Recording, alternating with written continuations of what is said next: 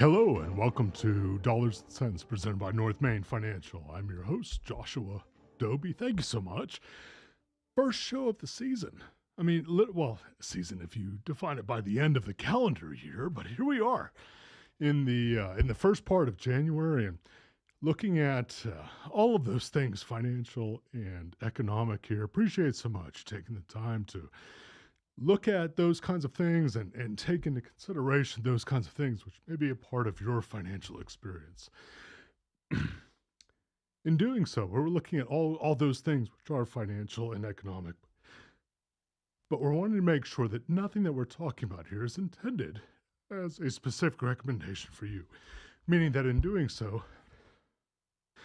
everybody's space is unique and specific, and we want to make sure that you reach out to your financial advisor, your tax advisor, making sure that you get the recommendations which are most specific for you.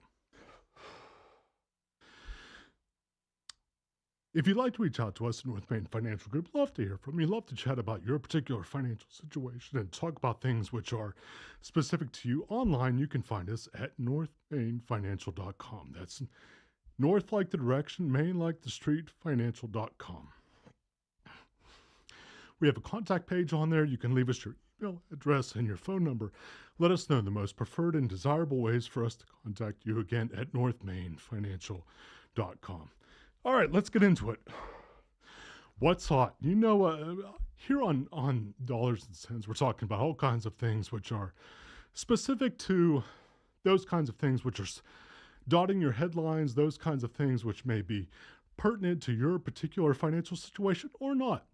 Maybe seeing those things on the headlines or those kinds of things which are dotting your news headlines or those kinds of things which are, well, maybe just points of information or those kinds of things which are items of interest or those kinds of things which may be specific to your space or perhaps folks that you know. All right, let's get into it. Talking about the things that we're seeing on the headlines here today. You know us here on North Main Financial. We're looking at those kinds of things. So we're talking about it. We may be looking at things which are food related. We like food. We like to eat here on WSIC. When we're looking at those kinds of things which are easy for us to, for lack of a better term, give us a breather. When we're looking at with the food-related kinds of things, we're going to look at McDonald's. All right, let's take a look at it. McDonald's, not an observation in terms of whether you should buy or hold or sell McDonald's stock, but in looking at it here, McDonald's came out, you're not going to believe this. All right, hold on with me here.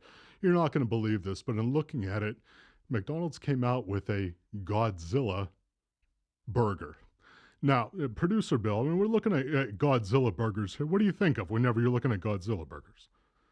Oh, I'm thinking, let's see, Godzilla. I'm thinking it's amazing. It's delicious. Well, Is it made out of Godzilla beef? if we're looking at Godzilla, we're thinking of something big, right? So we're looking at something Correct. big. We're looking at something that may not be Right. the usual kind of experience, right? Yes. Okay. So when we're looking at it, and I have to be explicit here, when we're talking about Godzilla burgers at McDonald's, this is not something which is currently being offered here in the U.S. Okay. So it's something. It's. A lot of folks would say this. A lot of folks say, well, things kind of come over from the west, or excuse me, the east to the west. So when we're looking at this, is something that is only being offered right now in Japan. Right. All right. So McDonald's worldwide, they have all kinds of reach. They have all kinds of possibilities of Godzilla burger. Again, not quite here in the U.S., but is this massive kind of entity. So it's bigger than the Big Mac. Oh, wow. Which I don't know. Do you call it the bigger? If we have Big Mac, right? So if you have Zilla Mac. the Zilla Mac or something that is substantially larger than what we have here in the U.S. It. Yeah. So we have this being offered in Japan right now. There are 3 different versions. And again, this is not an offer to buy, sell, or hold McDonald's stock. We just like to talk about food here as we get kicked off here on WSIC on things that are what's hot.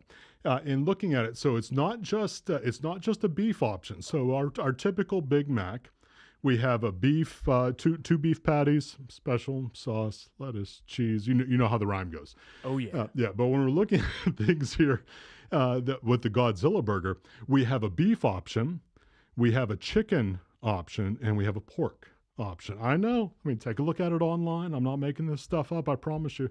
When we're looking at what's happening, a beef option, chicken option, and a pork option when we're coming to the Godzilla burger, the Godzilla sandwich. Now, I think, just knowing how McDonald's runs things here through the last 28 odd years of me being in this business, they're looking at the kinds of things that will work well in certain places. And if they work well in those places, they will then expand them to other possibilities. So when I'm looking at that, I'm saying, well, I mean, of course, I may not be in the majority here, producer Bill. So I'm looking at saying, I'll take one of all three. Yes. Absolutely. I mean, at least let me try it. Well, multiple times. So at least let me try it multiple times, right, to make sure that.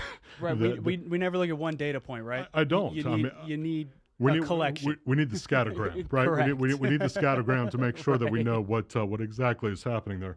But so it's not offered here in the U.S. And interestingly enough, part of the analysis which was offered relative to this offering here in Japan, one of the reasons why it wasn't offered here initially in the U.S.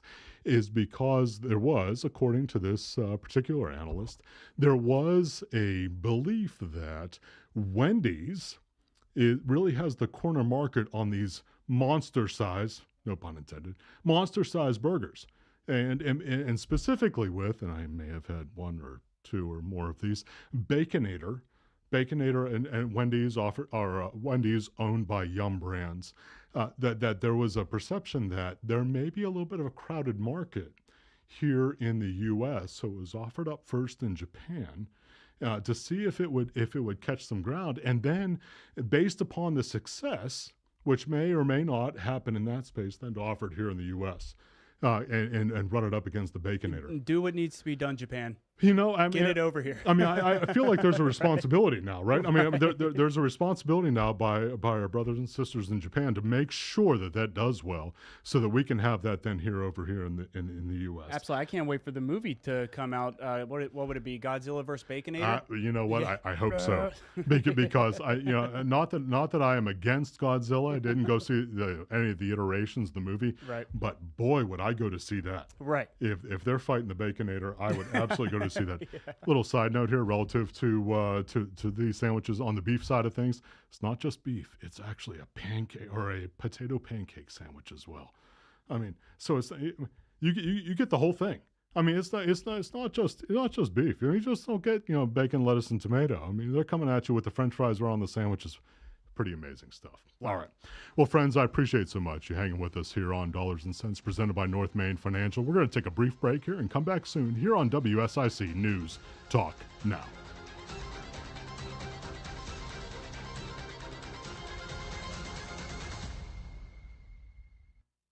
More of Dollars and Cents with certified financial planner Joshua Dobi on the way from the new 1059 100.7 WSIC. Happy New Year, WSIC family. Here is your WSIC community calendar. Celebrate Kane Center for the Arts' first anniversary gala, along with Broadway star Mandy Gonzalez. Dinner and a show this Saturday at Kane Center for the Arts. You may remember Mandy Gonzalez from her roles in Hamilton and Wicked. This is a black tie optional celebration. All-inclusive tickets include dinner and the show. Happy anniversary, Kane Center.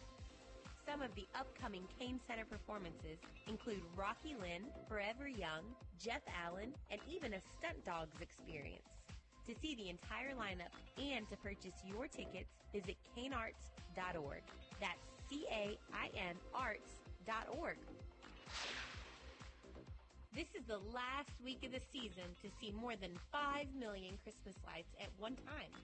Speedway Christmas is happening daily until Sunday. The show is open 6 to 10 p.m., rain or shine. The Infield Christmas Village is open Thursday through Sunday nights. Speedway Christmas at Charlotte Motor Speedway. The fun ends Sunday. For tickets, visit charlottemotorspeedway.com. Birkdale on Ice is still going on through January 28th. Time to lace up your skates and hit the ice. To make sure you can skate when you want, we recommend you making a reservation. For skate session info, including times and pricing, visit birkdalevillage.com. Have an event you'd like to tell people about? Yard sales, estate sales, and everything in between? Visit WSICnews.com and click on events to submit your event today.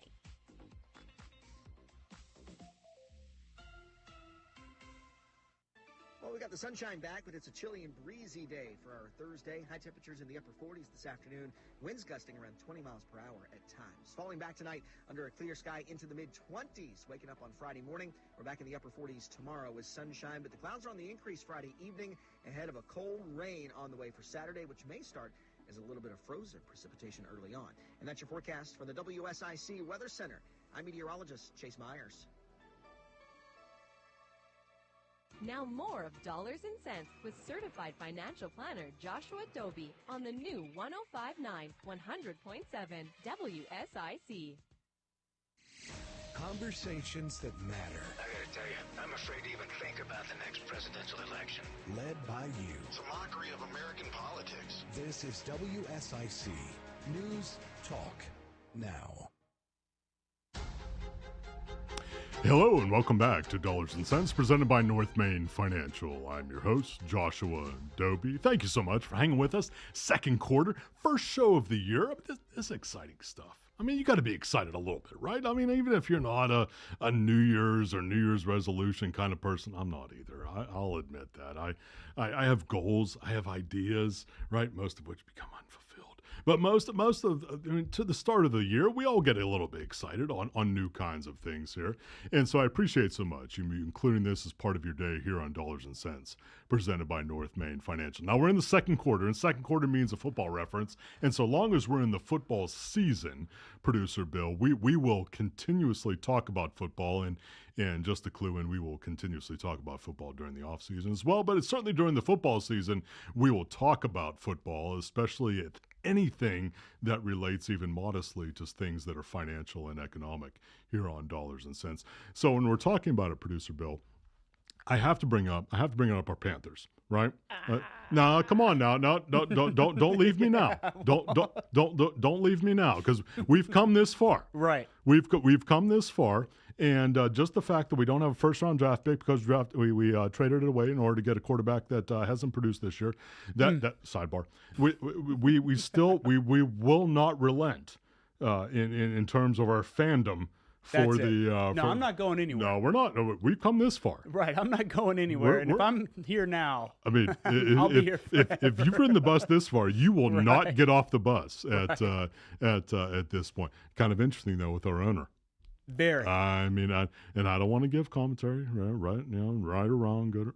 No, I will give commentary. Are you kidding me? Right. Come on. Yeah. Come on. I mean, I know $300,000 in a fine is not a big deal for him, but holy smokes, if we're talking about finances.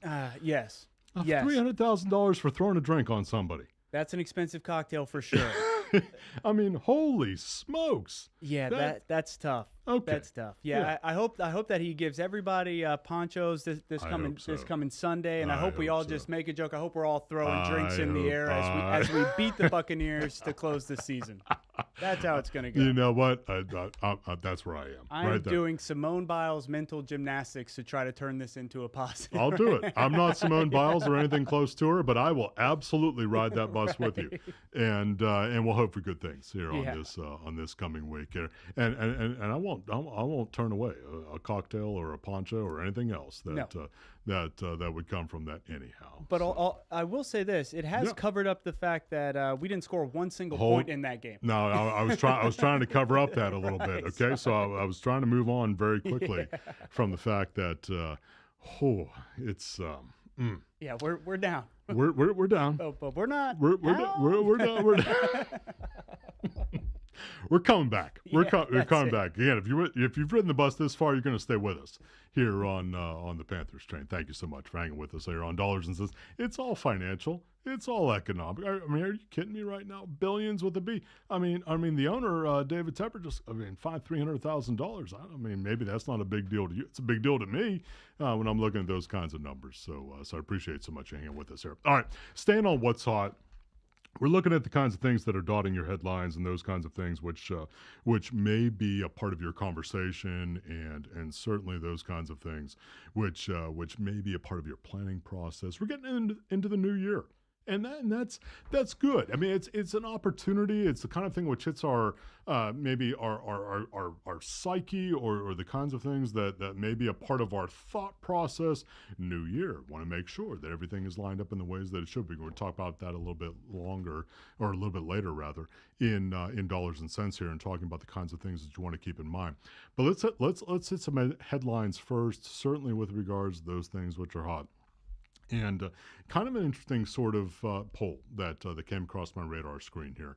And I say that because there's absolutely a financial impact regarding it. And certainly when we're looking at the kinds of things which affect GDP, those kinds of things which affect GDP being gross domestic product, so those kinds of things which move our economy. You hear me talk about employment all the time. I do that intentionally.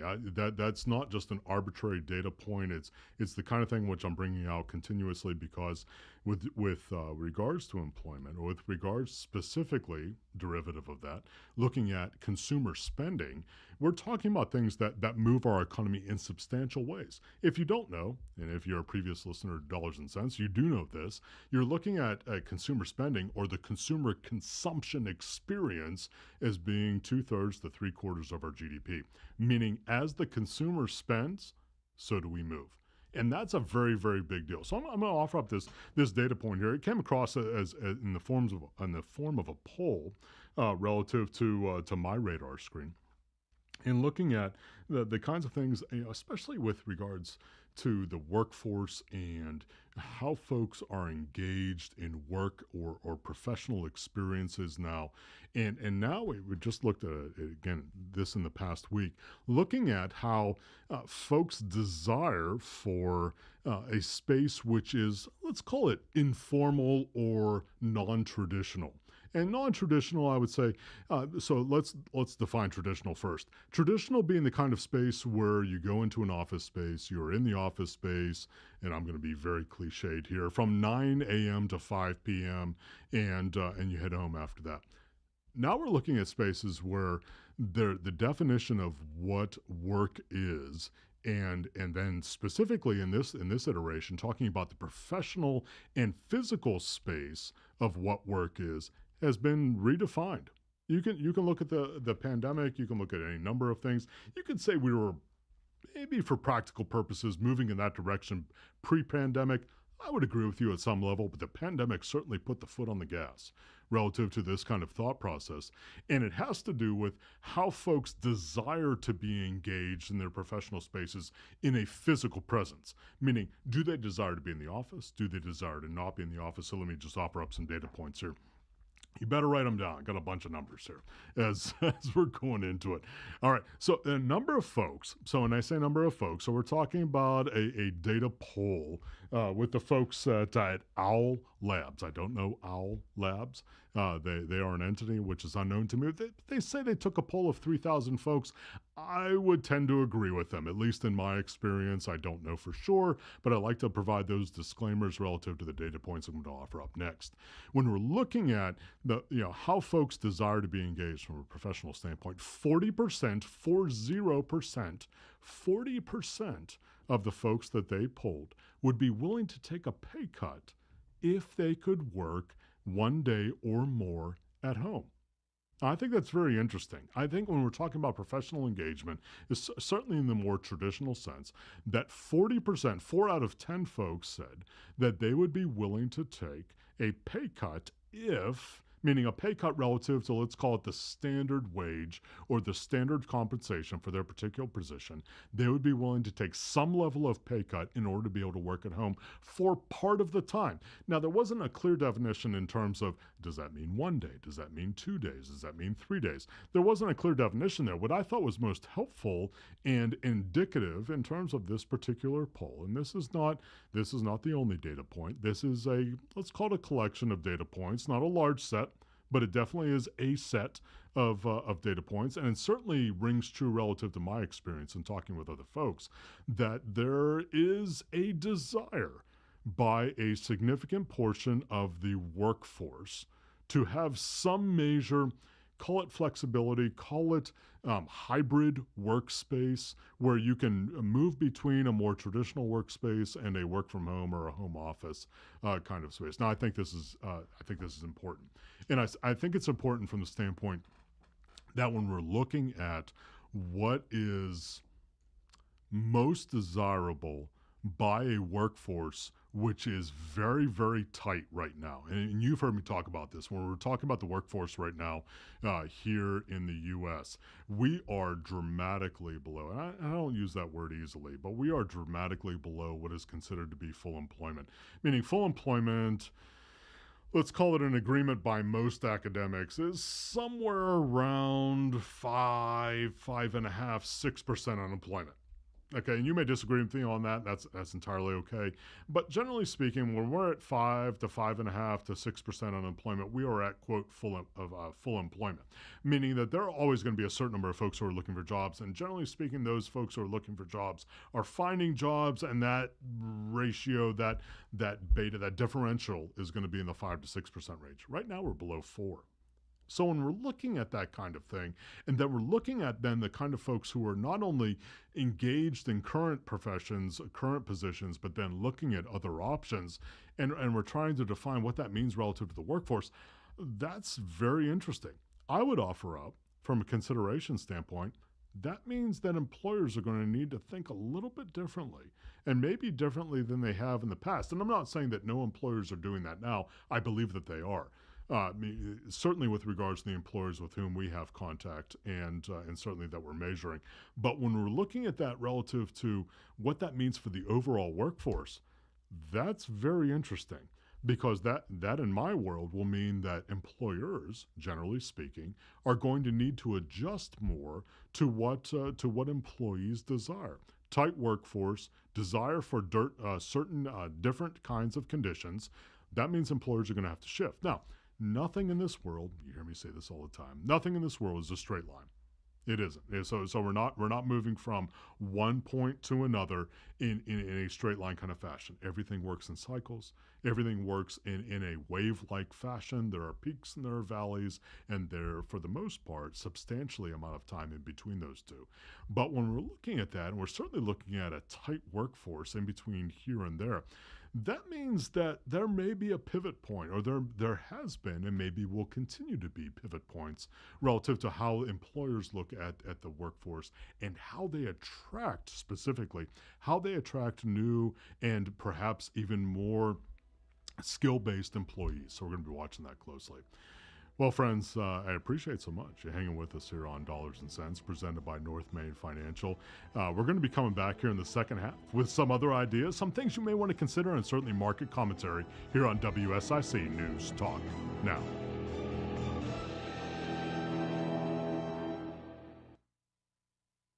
Dollars and Cents with certified financial planner Joshua Dobi will return after this short break on 105.9 100.7 WSIC. Senator Tom Tillis is harnessing the power of clean energy to create a stronger America. Building a clean energy economy will create high-wage American manufacturing jobs and expand opportunities for hardworking families to thrive and prosper. Investing in clean energy innovation will strengthen our electric grid and make it more resilient against natural disasters and foreign hackers. Senator Tom Tillis understands that clean energy is vital to America's economic and national security. To become energy independent, America needs an all-of-the-above energy strategy. Wind, solar, and homegrown biofuels can help break our dependence on foreign energy, create a booming economy, and protect our environment for generations to come. America can lead the world in clean energy innovation. Call 202-224-3121. Thanks, Senator Tom Tillis, for building America's clean energy economy. Paid for by Americans for a balanced budget. Well, we'll finish out our Thursday with sunshine and highs in the 40s. Getting cold tonight, though, under a clear sky all the way down into the low 20s. By the time we wake up on Friday morning, high temperatures only in the mid-40s for Friday, and clouds on the increase ahead of our cold and wet system for Saturday, which could actually start as a little bit of freezing rain early Saturday morning with a light glaze on elevated surfaces, then transitioning into a cold rain through Saturday afternoon. And that's your forecast from the WSIC Weather Center. I'm meteorologist Chase Myers. I love your new outfit. I got it at Diamond Mine Apparel and Accessories. They have a wonderful selection of ladies and men's apparel. Where are they located? 920 Davie Avenue. Their hours are Wednesday through Saturday, 10 to 6. Diamond Mine Apparel and Accessories. Folks, you know Randy Marion sells vehicles the King of Price way, but did you know our service department? We service vehicles the King of Price way. We sell tires, we sell brakes, we sell batteries, we sell the maintenance. We help you keep your vehicle on the road safe, ready to drive. Whatever the season is, Randy Marion service departments have you covered. Come see us today because, folks, again, you know we sell the King of Price way and we do service the King of Price way. King of Price, RandyMarionStatesville.com. The Statesville Family YMCA reminds you that older adults and those with chronic health conditions don't need to feel they must accept impaired balance and limited mobility. Build strength, improve balance, and gain confidence in your mobility through the Moving for Better Balance program. For questions and additional information, email C. Mullins at ymcanwnc.org. Would you like to change your health situation? Improve your current health with a wellness consultation with me, Fred Lowry, pharmacist and doctor of natural medicine. I'll work with you to reach your individual goals. This includes a review of your current medications, supplements, diet, and lifestyle choices. This is a progressive way to improve your current health position for your future. Great for individuals or couples wanting to make improvement. Call me at Lowry Drug in Statesville, 704-873-2247. It's Dollars and Cents with certified financial planner Joshua Dobi on the new 105.9 100.7 WSIC. Thought-provoking conversations and informed perspectives. It's meant for everyday people to understand, and you don't have to stress about technical terms and stuff. They just say it like a real person. WSIC News Talk Now. Hello and welcome back to Dollars and Cents presented by North Main Financial. I'm your host, Joshua Dobi. Thank you so much for hanging with us in the second half of the literally the first iteration. I mean, it's a new year, right? I mean, it's time to get excited. It's okay to get excited about this kind of. You can even get excited about things financial here in the first half of the 2024 season. I had somebody tell me that it's going to take them about 6 months to be able to write 24 on anything that they're writing. And my immediate response was, because I'm maybe a little bit cynical, I said, how many things do you write anymore? I mean, seriously. I mean, if you said you were going to type it. Okay, I mean, I kind of get that, right, Producer Bill? I mean, typing in one thing, right? I mean, how many folks write things anymore? I mean, seriously. That's a very fair point. We were actually talking about that earlier on the Good Morning LKN show today. Yeah, which, by the way, if you haven't listened to no, that's a great segment. If you haven't listened to Good Morning LKN, we got a co-host on there. I mean, seriously, we do. Yes, Mamie Lee. Yes, the new and improved Good Morning LKN. Oh, I wouldn't say improved. Yeah. I wouldn't say improved. I would just say new. Yes. Right? Not take anything away from Mamie. Right. But yeah, we got Mamie and Justin on Good Morning LKN, 7 to 9, Monday to Friday. Absolutely turn in. Yep. And see what they have to say about all things that are hyper local here in our Lake Norman region. Great stuff. I listen to it every morning. You should too. As we're looking at it. But again, looking at those kinds of things, which when we're talking about all things, financial and economic here on Dollars and Cents, we're looking at, well, what has the most meaningful impact What are those kinds of things which should be on your radar screen? Is it something that is meaningful to you? It may not be. And if it's not, hang around. We're probably going to bump into something that's going to be meaningful to you.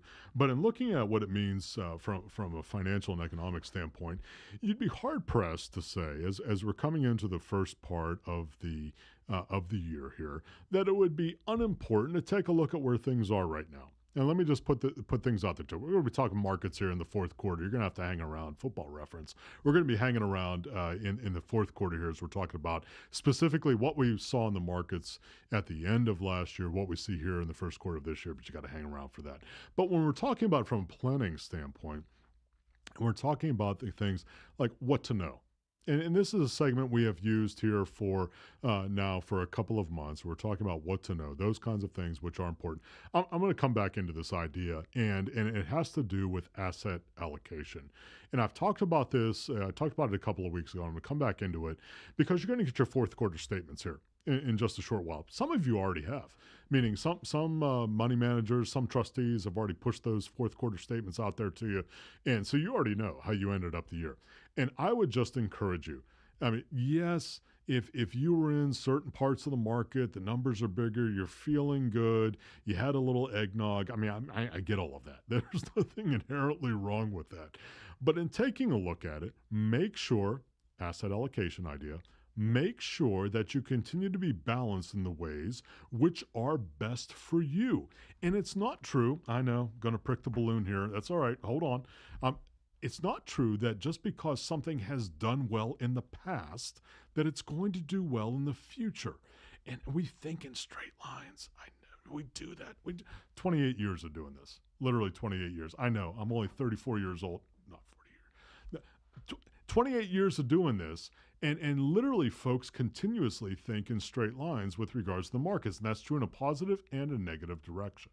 Meaning that is, things are doing well in a positive direction. Folks think in straight lines. Generally speaking, those folks who are in the investing public think in straight lines. If it's going well, it's going to continue to do well. Folks, it doesn't work that way. It just doesn't. And I'm not saying that we're due for a crash. Doesn't have anything to do political or other. This just has to do with the cyclical nature of markets. Now, of course, the immediate question is, when is it going to happen? I don't know. Just like I didn't know last year, literally, if you take a look at it from a calendar standpoint, last year when things were miserable from an index aspect, meaning as we measure our markets by our indices, that we were coming out of 2022 into 2023, and folks are like, God, this is terrible. When is it going to change? I don't know. But I do know that a whole bunch of things are cheap right now, so you may want to consider those kinds of options. Same thing on the other end. Now, again, I'm not saying that it's gonna fall off dramatically, but I want to make sure that it's on your radar screen because it's very easy. Again, as we think in straight lines when it comes to market performance, I want to make sure that you're not just casually pushing it off and saying, well, things are going great, so I'm going to let it ride, or these are very good investments and they're going to continue to go up. Yep, you may be correct, or you might not be. And that's where it's most important for you to give the consideration here. Because when you look at it over time, not just over months, not even over the course of a year over year, but when you're looking at it over time, what makes the most sense over time, I know, hold on here, this is going to be really weird. You want to sell a little bit at the high and buy a little bit at the low. I know. You say, well, of course I've heard that before. But nobody does it. On a relative basis, the market never does that. It never does it. You know what they do at the high? They buy more. It's a crazy kind of experience. Let me give you an anecdotal point here. Fidelity Magellan Fund. Huge fund. I mean, hundreds of billions of dollars in the fund. It really took off in the late 1980s and then the early 1990s and the mid 1990s. I'm showing my age. I know that.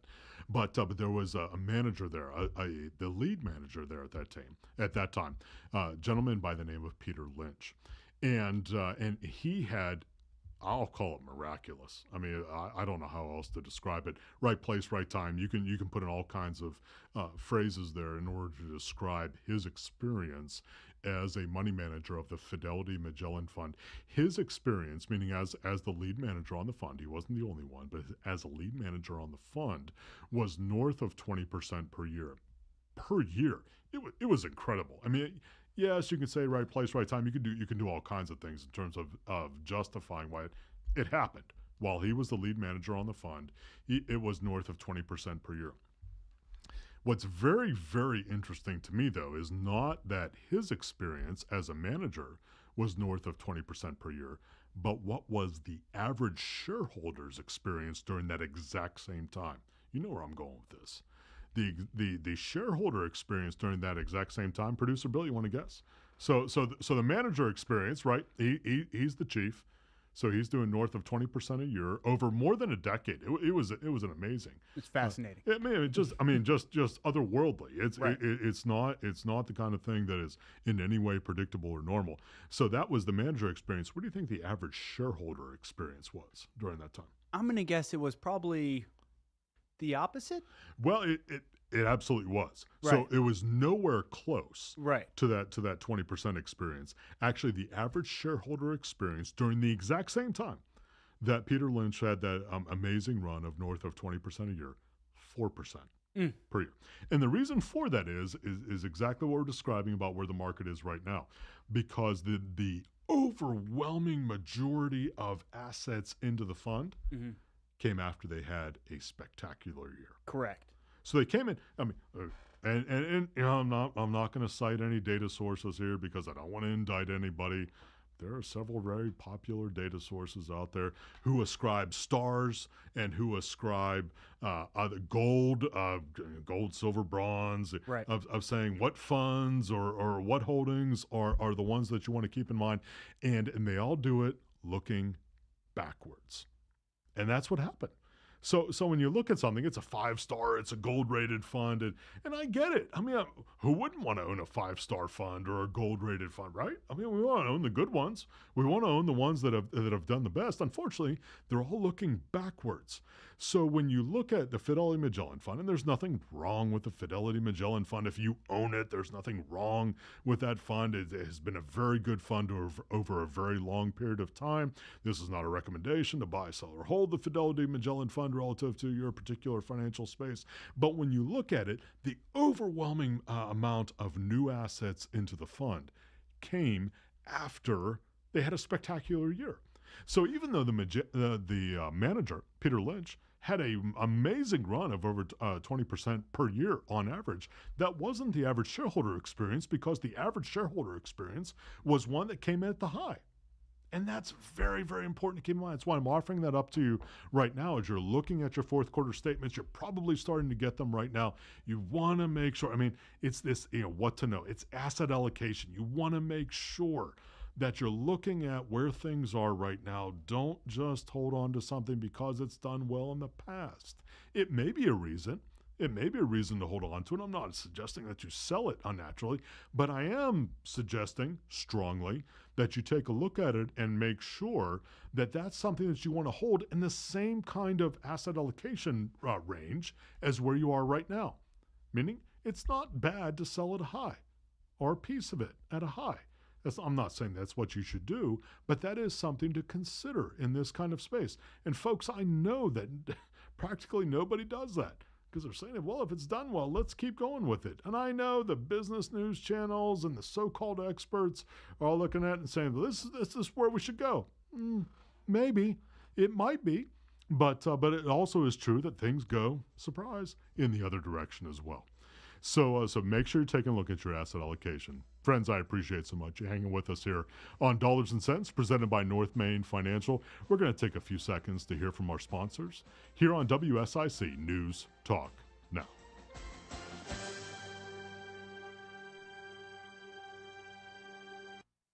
More of Dollars and Cents with certified financial planner Joshua Dobi on the way from the new 105.9 100.7 WSIC.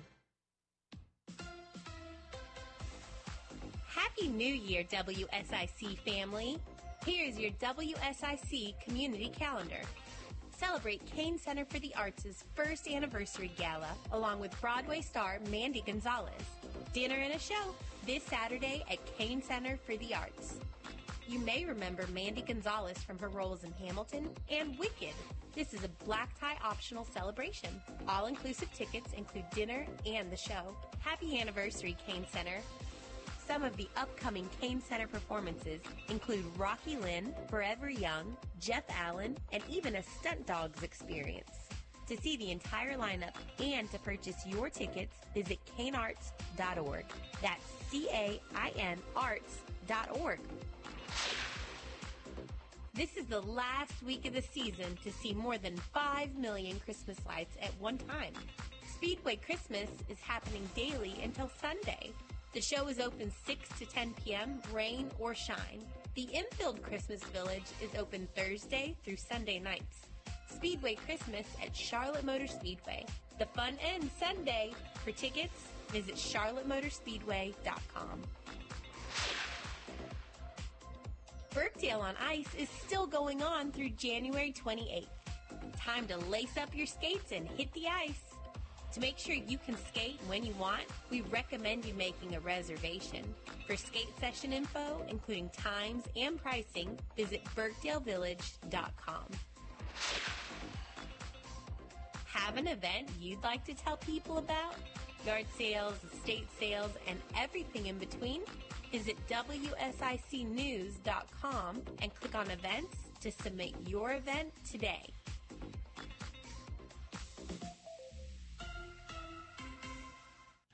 Well, we'll finish out our Thursday with sunshine and highs in the 40s. Getting cold tonight, though, under a clear sky all the way down into the low 20s. By the time you wake up on Friday morning, high temperatures only in the mid-40s for Friday, and clouds on the increase ahead of our cold and wet system for Saturday, which could actually start as a little bit of freezing rain early Saturday morning with a light glaze on elevated surfaces, then transitioning into a cold rain through Saturday afternoon. And that's your forecast from the WSIC Weather Center. I'm meteorologist Chase Myers. Now more of Dollars and Cents with certified financial planner Joshua Dobi on the new 105.9 100.7 WSIC. Be a part of the conversation. I listen on the way to work. Have your say. It's more than just opinions. It's facts. This is WSIC News Talk Now. Hello and welcome back to Dollars and Cents presented by North Main Financial. I'm your host, Joshua Dobi. Thank you so much for hanging with us into the fourth quarter.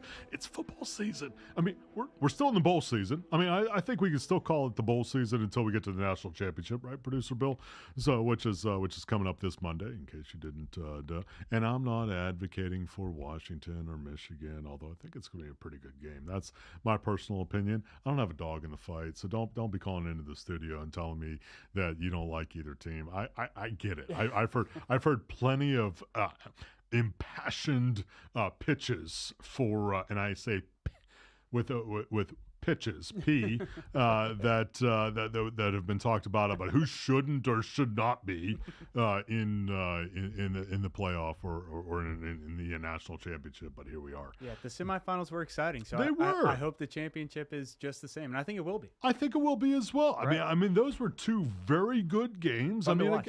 I don't have a dog in the fight on any of the four teams that were in it. I think they were very good, and they were certainly exciting to watch as a college football fan to that kind of thing. I enjoyed it. I did as well. So I'm looking forward to Monday.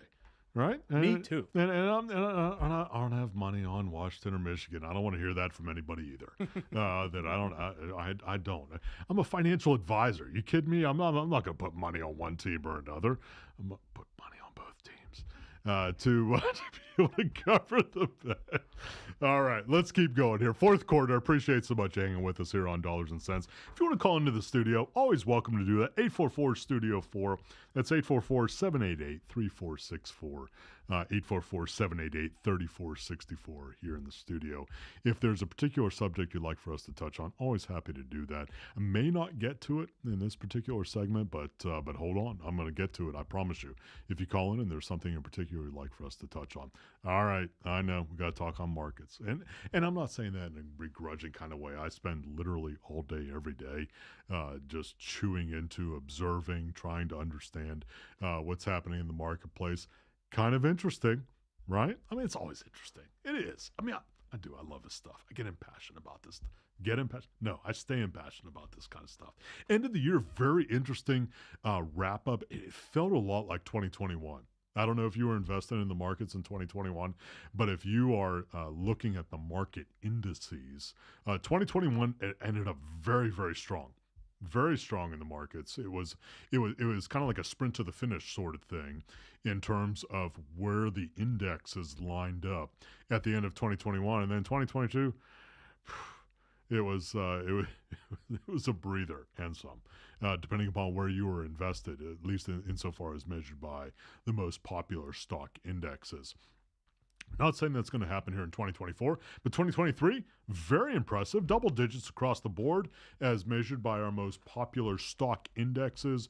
You're looking at the Dow Jones Industrial Average, you're looking at the S&P 500 Index, you're looking at the NASDAQ Composite, you're looking at the Russell 2000. I can keep going here. There were a number of the most popular stock indices, which had wonderful years. I mean, double digits in my world is a wonderful year. You may have a different metric, that's okay. But in my world, double digits, amazing year. When it comes, meaning double digits in a positive direction, is an amazing year.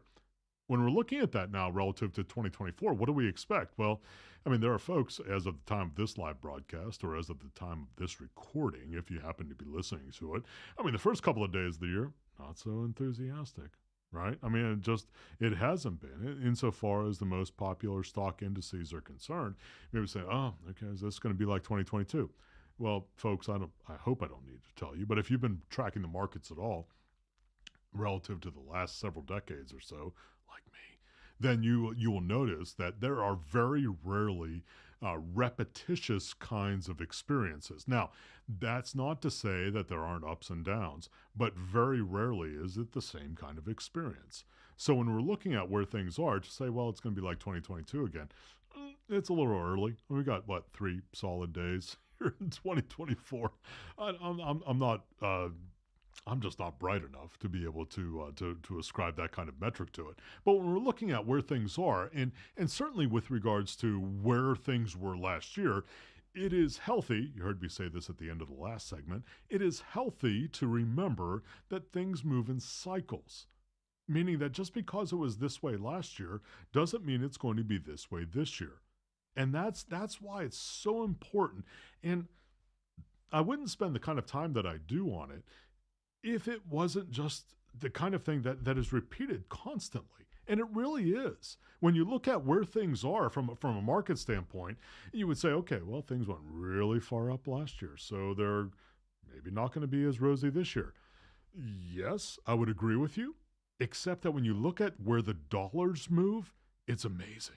It truly is, because the cycle repeats itself almost in an eerie kind of fashion. Now, there are those on the other side who can say, well, wait a minute, look at all these dollars that are sitting right now in savings and money market accounts. Can't disagree with you. Can't disagree with you at all. The number of dollars in savings and money market accounts right now is very nearly at an historical high. My argument on a counter to that is, well, we have more dollars in circulation now than we've ever had in our history as a country. So the fact that there are more dollars necessarily in those kinds of spaces doesn't mean necessarily that folks are more in the markets or less in the markets than they have been in the past.